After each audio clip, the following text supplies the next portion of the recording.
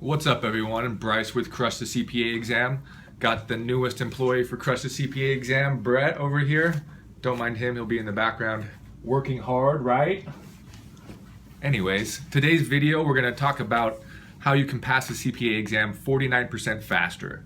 That's how much faster it helped me pass after I implemented these two strategies, and I actually have all the data on my website in a post I wrote about that, but I wanted to kind of break it down for you here. So at the end of the video, I'll also announce the winners of the 20 free CPA exam study guides. Thank you all who entered, so stick around for that. So when you're studying, the biggest time waste I see people do is that they're duplicating the information that they're reading and they're watching and they're studying. So you are either a visual learner or you're a kinetic learner. And by kinetic, I mean you're a hands-on, experiential type learner. If you're a visual learner and you learn best by watching things, then you should just watch the video lectures and that's it. Whatever CPA review course you're using, if you're a visual learner, you need to have a CPA review course that has video lectures. And you should only be watching those and not reading the text as well.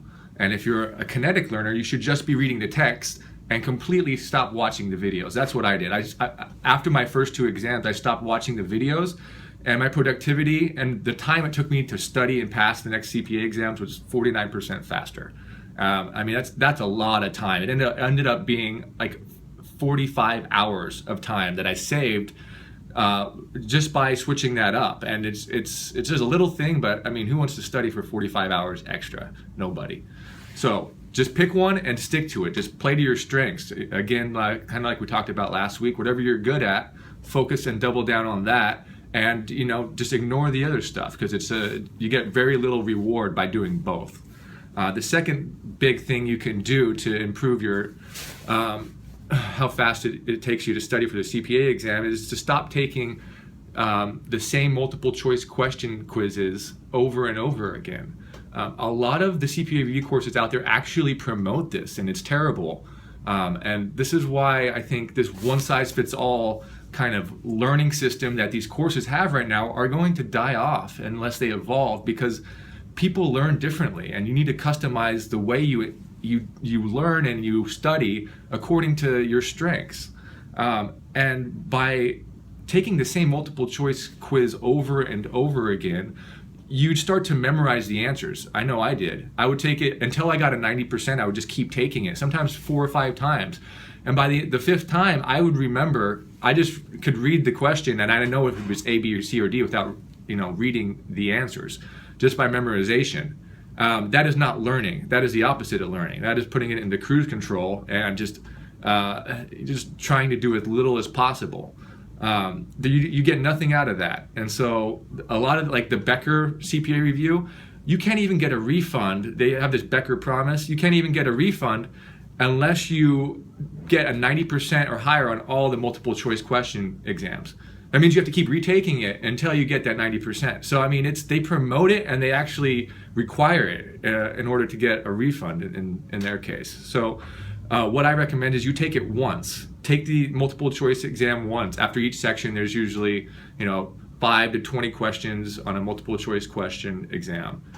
Take it one time, and then all the answers you got wrong, those are the ones you focus on. You don't want to focus on what you got right. So go back on each of the ones you got wrong, reread that little section, or find out which calculation you made an error on, and figure out and fix the reason you got that wrong. Maybe take notes in a notepad so you can go back and review that later.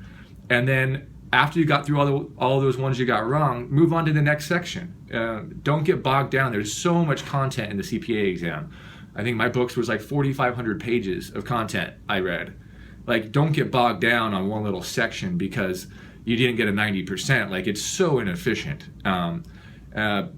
That's basically it. Those two things. And you could honestly save over 100 hours studying for the CPA exam. You could go enjoy yourself, do something fun you like, rather than staying cooped up and reading about bond amortization or whatever you're learning at the time. Not that that's not super fun or anything. That's my video this week. Let me go ahead and read off the list of winners.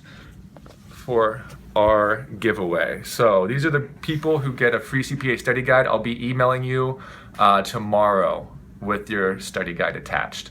Jennifer Cruz, Jose De La Rosa, Teresa Burke-Ellett, Jason Mullins, Obed Martinez, Ron Zell, Zane R., Sean Dameron, Martin Matuku, Laura Taylor, Brandon Balandra, Kathy Young, Griselda Koku, Ryan Hoyle, Jennifer Stecker, Brandon Grochi, Josh Myers, Heather Selby, Jackie Grundy, and Snapchat user Zesty Zane.